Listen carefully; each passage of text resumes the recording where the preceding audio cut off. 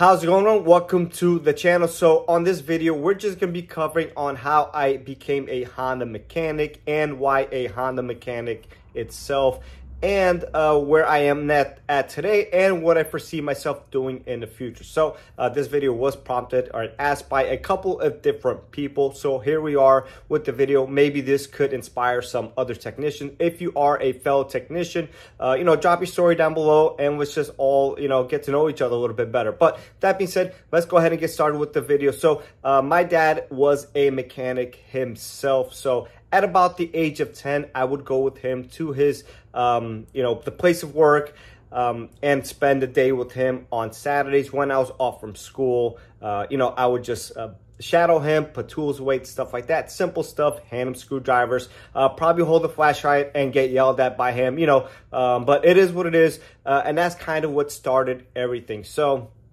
at about the age of 12 or 13 or so, I was with another family member and they showed me an article on like Super Street or Honda 2, one of those magazines, and it was about a Dodge Viper racing a Civic. So obviously the Viper, especially at those times, should have won that race, although the Viper took off and then the Civic caught up with him and passed him right before the quarter-mile time. So that's kind of what got me into Hondas, and I just couldn't understand how a car with such a big engine lost to a car with such a small engine. But anyways, that's what kind of got me into the whole Honda thing, and I don't really remember all the details, but I guess it kind of snowballed from there, and my love for Honda began at that moment. So I did go to a vocational school during high school, which was great because it was absolutely free. I went to 2 years and I would get dropped off by the bus, spend half the day there and then half the day in high school. And then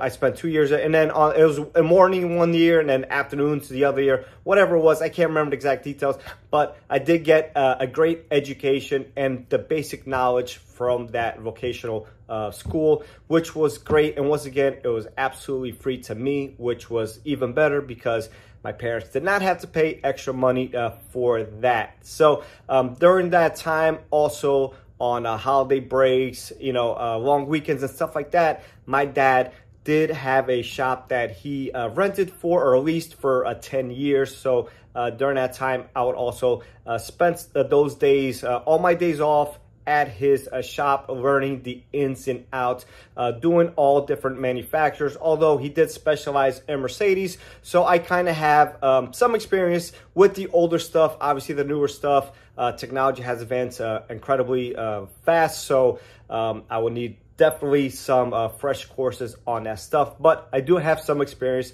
with the older stuff. So fast forward to graduating high school, I work with my dad for a couple of years till that lease term ended. And then we kind of bounced around from a shop to shop, renting some bays and stuff there, when eventually I landed a job at a Honda. So the opportunity came up. I applied for probably 4 or 5 dealers, including the one that I am at now. And it was the only one that was not hiring, and it was the only one that called me back. So kind of funny how that works. So I applied for a couple of them that were hiring, never got a call. And then this one that wasn't hiring, and I applied anyways, which was my local parts supplier, and I used them all the time. So not that I had any relationship with the service manager or anything like that. I did have a relationship with one of the counter guys, but he didn't even know that I applied. Even so, when I started there, he was shocked to see me there in the service side and not as a retail customer. So I did start with Honda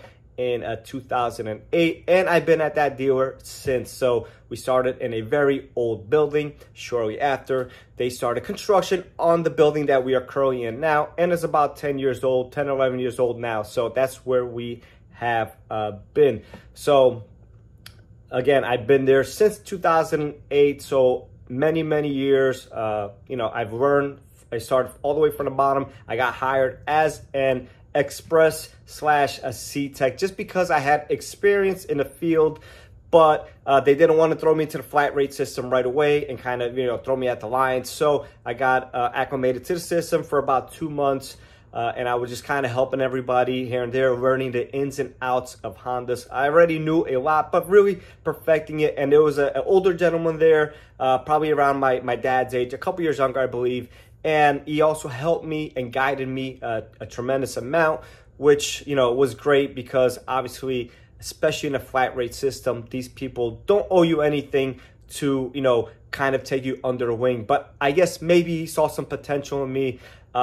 Maybe it was that we were the same nationality. I'm not sure, but he definitely took me under his wing and kind of, you know, continued what my dad had started for me. So my dad obviously did teach me a ton of knowledge, and again, a lot of different manufacturers and most specialized stores, Mercedes, but we worked on Hondas there too. So, and I feel like that kind of gives me an edge because I have a lot of different background, a lot of experiences with a lot of different stuff. We even did some stuff on heavy duty machinery. So, you know, the more you see, the more you know. So that kind of all adds up to where I am today. So once again, Honda 2008, started at the bottom, Express/C-Tech, quickly moved up to a B, A, and now a Master Tech level. And I use that word lightly because you're truly never a master of anything. There's always an opportunity and a new day to learn something.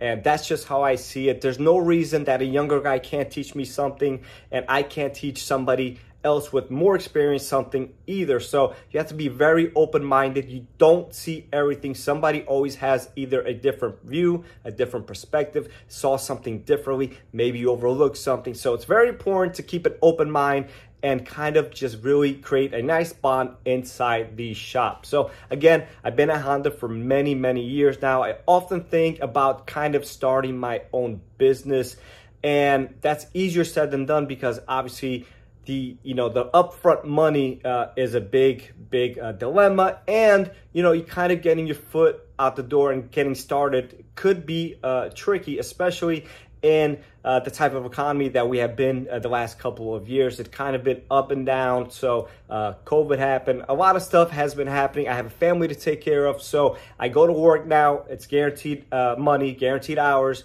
I kind of do my thing. One hand washes the other. I obviously help a lot of the guys there now, as I was helped when I first started with Honda. So it's very complicated. Again, I oftentimes do think about starting my own thing, but for now, I'm kind of on the reserve side, and I kind of want to just stay where I am because I'm comfortable there. It's great there. We have a great relationship, me and the management and stuff like that. So obviously that all factors into the whole equation. And again, I have a family to look out for and provide for. And, we can't just do things abruptly. Everything has to be thought out and planned accordingly. So that's all I'm going to say on that subject for now. Again, I am at Honda. I love it there. Every day is a new experience. Sometimes it does get repetitive, which is kind of, annoying. But again, there's no reason that you can't learn something new every day. And just when you thought you saw it all, another situation happens